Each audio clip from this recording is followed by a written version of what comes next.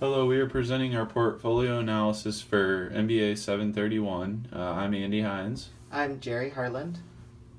and we're going to talk about a number of areas that we've experienced at some point in our life working or traveling or studying with other cultures, and some takeaways we had, and how we've learned from those takeaways. So I'll let Jerry go ahead and go first here. Okay, so during my undergrad and study abroad, we went over to London. Um, the first thing I noticed right when we landed is that the culture is extremely different than ours. During the first trip, we visited a ton of soccer stadiums. Everyone at each stadium was different. Everybody was very professional, very knowledgeable. They seemed like they enjoyed what they did. Their heart was really into their job. Everyone on the street, they speak to you a lot. When we were over there, we did a lot of walking and everything, so we were able to meet a lot of the locals, and we saw everybody was really friendly. As far as the classes go, the schools are really competitive, they're really strict.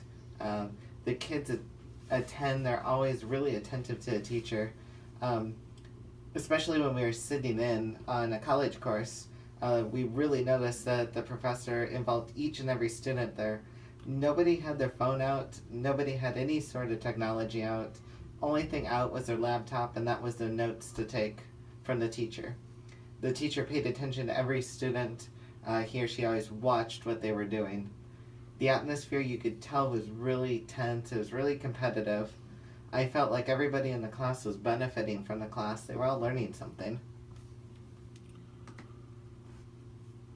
And from a more work-related background, I work at John Deere, and I'm in the finance department. I've been there about 5 years, and I've had a number of different roles that have allowed me to work with different cultures in different parts of the world. I recently just got back from a work trip to Canada, where I was in the Toronto area. It felt like a lot like the United States. And I've also worked with Germany when I was in my role in tax, and India when I was in my kind of more IT level role. So I just kind of wanted to summarize my takeaways from working with these groups, and maybe a quick example how I saw this, and kind of what I've learned as a result. So in the U.S. and Canada, I'm kind of putting those two countries in the same bucket because they're very similar. They're both low context communication, meaning they spell everything out very closely. They give indirect negative feedback. Applications first, persuasion. By that I mean, if we're trying to persuade a group of something, it's best to tell them specifically why they should do it, not first lay the blueprint down for them and teach them the principles of this. On the leading scale, both countries are kind of in the middle, meaning that there's some hierarchy, but there's also some egalitarian aspect to it, where there's some pushback of superiors. Same with the deciding scale. Neither makes a decision really quickly, but neither of them puts as much thought into it as some groups. For trusting, trust is best built with performing tasks at work. That builds the relationships, and a lot of the relationships are within work.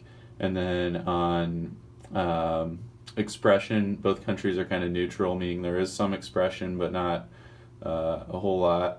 And then with time scheduling, both are very linear. This was something that I kind of grew up knowing, growing up in the U.S., but just with work, it reinforced this because it kind of taught me that you really have to have your P's in a line, meaning you have to set up a lot of meetings and work through things in a coherent manner.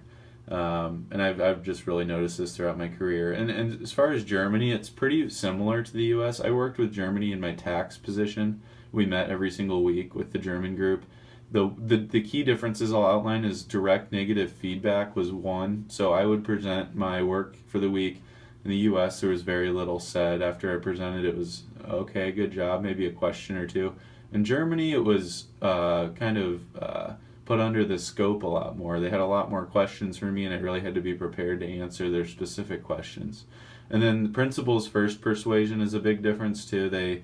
Like going along with my last story, they like to really know what you're talking about as you present. Otherwise, very similar to the United States.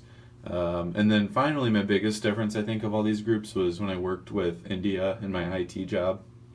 This took a lot of, there was a lot of learning that I um, had to take on as the job went on. So India, unlike the other two countries, is high context, meaning they don't give you a lot of details. You have to decipher a lot of the details yourself and working with them. And then the feedback is indirect, so it's kind of like the US where they won't tell you if something's wrong directly. They may go another route where they hint at it or go through someone else to tell you. India also is very hierarchical, so there's a lot of decisions made at the top and very little decision making at the bottom levels. Those are more just task performance levels. So there's not much questioning of superiority there. So that clashed with the United States a little bit because we're used to having some pushback with managers. As far as relationships, this was another key difference of all these. I noticed that they were best built on, or trusting, I'm sorry, was best built on relationships. So not until I got to know some of these employees and their families and talk to them about non-work related tasks did I really get to know them well and work better with them. So that was a big difference for me, was putting in that extra effort on building relationships. Another huge difference with India is the flexibility with scheduling. So I noticed that, like I mentioned earlier in the US, that scheduling and projects are very coherent, step by step, in order. Whereas in India, it was very adaptive. There was a lot of changes as the tasks went on. Timelines might change, targets might change. For instance, I had a tax project I was on where we had to complete something in 3 days that we usually had 3 weeks to complete, and this just came up as no big deal when we were working with this group. So that was a big adaptation I had to make. But overall, these groups have been it's been really rewarding to work with them and learn the different cultures outside of the United States. So with that, I'll hand it back over to Jerry to talk about kind of the travel aspect, and I'll echo a few of his thoughts as we go through this slide. So, talking in travel, I found a lot of distinctive roles. No matter what company you walk into, you know exactly what role somebody is doing over there in any business. Not necessarily from the way they wear their clothes or what they wear, but it's about their attitude. They all know exactly what they're doing. Everyone's always acting professional. They're always working and doing something. They're not necessarily on their cell phones. They're not messing around. They're always on task. There's no talking straight to the boss. You have to work your way up the ladder if you want to talk to them. And then moving on to the way they dress. When they're working, they're dressed in formal wear or business casual. They dress on the way that they want to be treated. Then family is always first with them. No matter what, it's always family. If there's a problem, you leave work and you go help your family. It's the most important thing to them. Then moving on to a positive outlook, people are always positive. They're always looking on the bright side of everything. They're always happy. And I'll echo this one. So I had a personal trip that I took to Australia.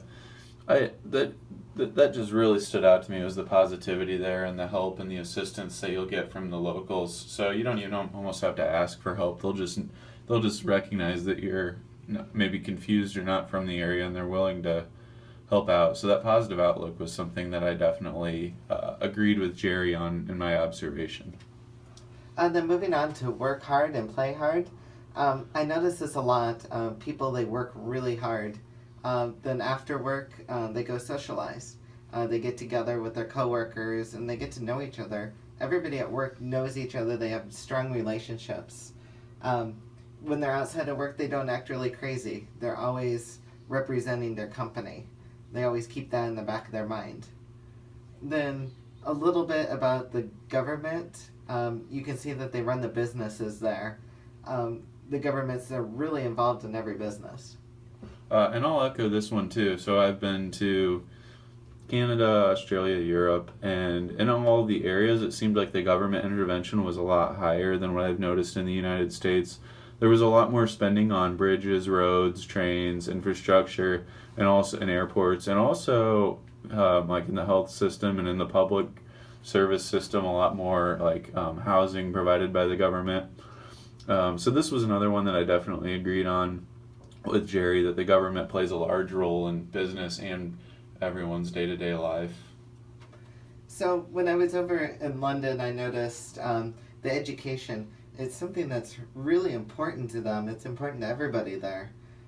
They're really interested on how the global businesses are ran. They're interested in other countries, how businesses are ran differently than theirs. They're always comparing. The education is the top priority, even when they're young. It's embedded to them that they need to learn. When they're children, they're always studying. This is the only way to get ahead. This is what the parents are engraving in them. Their parents always have plans for them in school all the way up through college. They start at a young age. When they're growing up, they're learning all the time. They're expected to study, expected to get good grades, not any C's or anything like that. It's always straight A's over there with them. That's the only way that the parents feel that their child will have a bright future.